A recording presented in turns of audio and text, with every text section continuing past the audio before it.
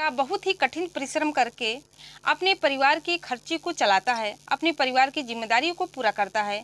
इसके बाद उस लड़के की शादी हो जाती है। जब शादी हो जाती है तो उसकी पत्नी को सरकारी जॉब करने की इच्छा होती है। फिर भी वो लड़का अपनी पत्नी को की अच्छी तरह से पढ़ाता है, उसकी इच्छा को पूरा करता है और कठिन परिश्रम करता है और अपने परिवार के जिम्मेदारियों को पूरा करने के साथ साथ अपनी पत्नी का भी जिम्मेदारियों को पूरा करता है, उसके सपनों को पूरा करता है, क्योंकि वो घर में इकलौता संतान होता है और पूरे परिवार की जिम्मेदारी उसी के ऊपर होती है। इसके बाद दोस्तों उसकी जो पत्नी होती है उसको सरकारी नौकरी लग जाती है। इसके बाद वो अपने पति को तलाक देना चाहती है। अपने पति से तलाक लेने के बारे में कहने लगती है। जो लड़का होता है वो तलाक देना नहीं चाहता था, क्योंकि अपने पत्नी से बहुत प्यार करता है। इसके बाद जो उसकी पत्नी रहती है जान से मारने की धमकी देती है, लेकिन फिर भी वो तलाक देने को तैयार नहीं होता है। दोस्तों ये कहानी ज्योति मौर्य से कम नहीं है, बल्कि उससे भी बढ़ चढ़ कर है। ज्योति मौर्य के बारे में आप लोग तो जानते ही होंगे, जो कि 1 साल पहले उसकी कहानी बहुत ही सुर्खियों में आई थी। लेकिन वो तो एसडीएम थी, उसका रुतबा था।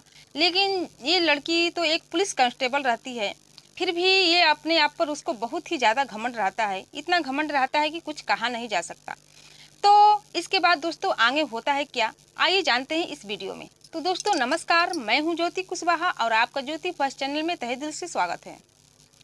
दोस्तों रोजाना की तरह वीडियो में आगे बढ़ने से पहले आपसे रिक्वेस्ट है कि अगर आप मेरे चैनल पर नए हैं तो वीडियो को लाइक कर दीजिएगा, शेयर कर दीजिएगा और चैनल को सब्सक्राइब जरूर कर दीजिएगा, ताकि हमारा हौसला बढ़ता रहे।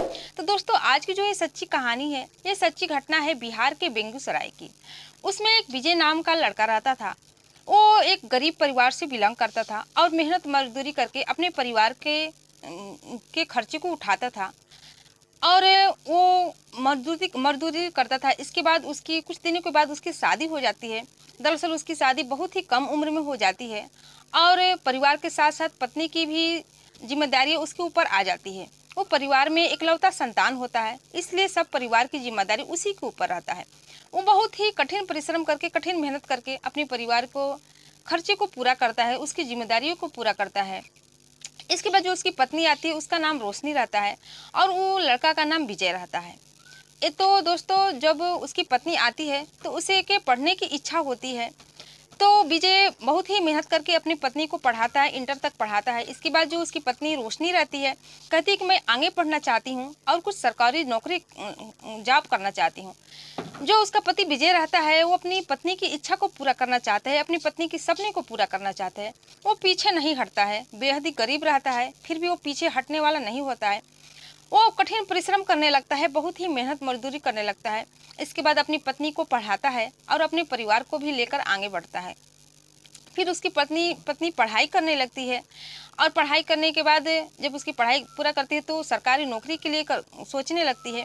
फिर जो उसका पति रहता है उसको कहीं दूर पढ़ने के लिए भेज देता है और यहाँ पर कमाकर उसको पैसे भेजता था पढ़ने के लिए। ऐसे ही दोस्तों कुछ दिन चलता रहता है। इसके बाद जो उसकी माँ की तबीयत अचानक खराब हो जाती है। विजय सोचता है कि क्यों ना अपनी माँ को गांव में ही दवा दिलाकर इसको ठीक कर दें। वो डॉक्टर के यहाँ जाता है और दवा दिलवाता है, लेकिन उसकी जो माँ रहती है उसके पेट में बहुत ही तेज दर्द हो रहा होता है और गांव के जो डॉक्टर हैं उनकी दवा से उसकी माँ की तबीयत ठीक नहीं होती है, पेट दर्द ठीक नहीं होता है। इसके बाद उनका पेट का चेकअप होता है। अल्ट्रासाउंड में पता चलता है इसकी माँ की पथरी है। विजय बहुत ही परेशान हो जाता है, क्योंकि वो गरीब रहता है, इतने पैसे कहाँ से लाए अपनी माँ की परेशानियों को दूर करने के लिए, उनके ऑपरेशन के लिए। फिर भी वो बहुत ही कड़ी मेहनत करता है और अपने दोस्तों से कुछ पैसे उधार लेता है। उधार लेकर अपनी माँ का ऑपरेशन करवाता है। ऑपरेशन हो जाने के बाद उसकी जो माँ रहती है 1 महीने के बाद पूरी तरह से ठीक हो जाती है। फिर विजय वैसे ही मेहनत करने लगता है, मेहनत मजदूरी करके अपने घर की समस्याओं को दूर करता है। इसके बाद जो उसकी पत्नी रहती है उसका भी फ़ोन आता है कि मुझे कोचिंग के लिए फीस जमा करनी है। विजय बहुत ही परेशान हो जाता है, उसे समझ में नहीं आता है कि वो क्या करें। पहले तो कर्ज में डूब चुका होता है, ऊपर से पैसे भी भेजना है, लेकिन अपने पत्नी की जो सपने थे उसको भी पूरा करना उसका कर्तव्य था, उसको भी पूरा करना चाहता था। इसके बाद उसे समझ में नहीं आता है कि वो क्या करे। कभी कभी सोचता था कि मैं मर जाऊं, क्योंकि वो मेहनत तो बहुत करता था, कड़ी मेहनत करता था, लेकिन पैसे उसको कम मिलते थे।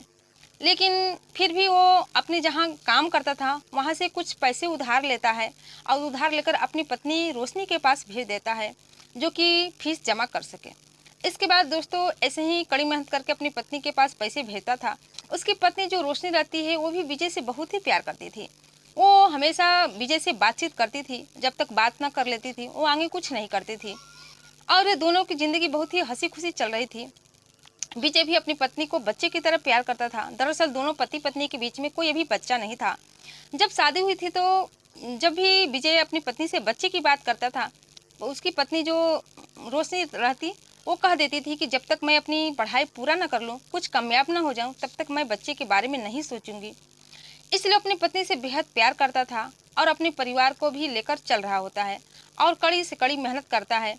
इसके बाद जो रोशनी रहती है वो उसका पढ़ाई पूरा हो जाता है और वो पुलिस की तैयारी करने लगती है। पुलिस की तैयारी करने में भी काफ़ी खर्चे हो जाते हैं, लेकिन जो विजय रहता है वो पीछे नहीं हटता है। उसमें वो पैसा देता है रोशनी के सपने को पूरा करने के लिए। इसके बाद जो उसकी वो फॉर्म भरती है पुलिस के लिए जो फॉर्म भरती है उसका एग्ज़ाम देती है और जब एग्ज़ाम देती है तो उसमें पास हो जाती है। जब पास हो जाती है तो उसको पुलिस की नौकरी मिल जाती है। फिर वो एक दिन कॉल करती है विजय से कि वो पास हो गई है और उसको पुलिस की नौकरी मिल गई है।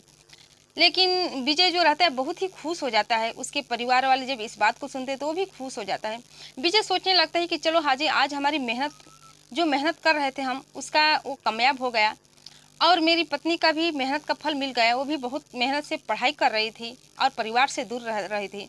वो बेहद ही खुश होता है और सोचने लगता है कि चलो अब सुख के दिन आने वाले हैं, पहले ही बहुत दुख हम कर चुके हैं।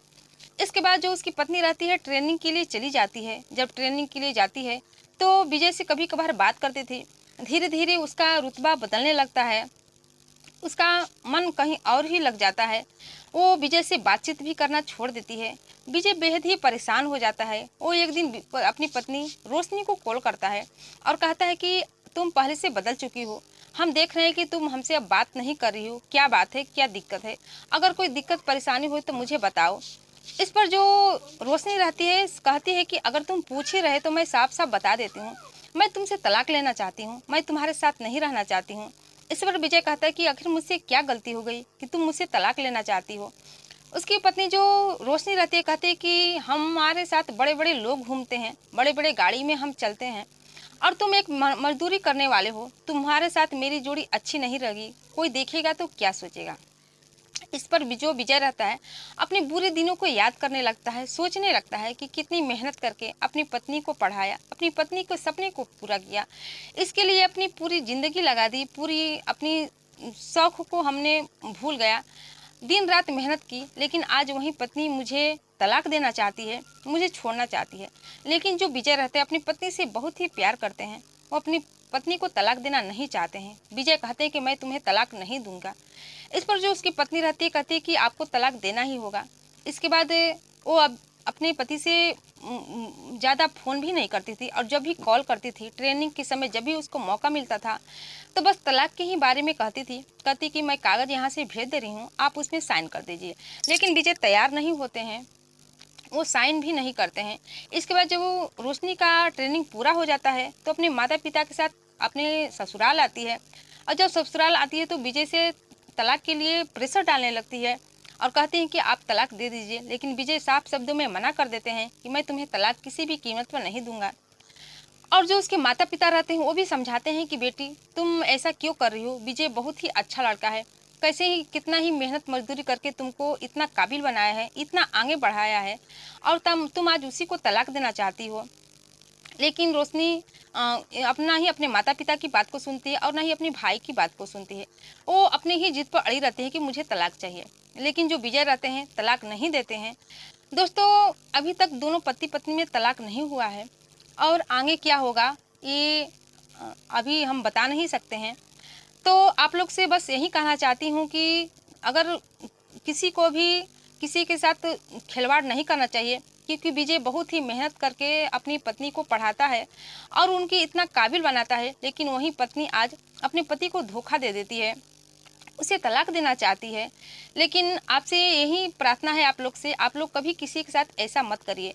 अगर ऐसा करना ही है तो अगर रोशनी को ऐसा करना ही था तो शादी से पहले करती, वो शादी ही नहीं करती और अपने बलबूते पर पढ़ाई करती और कामयाब होती।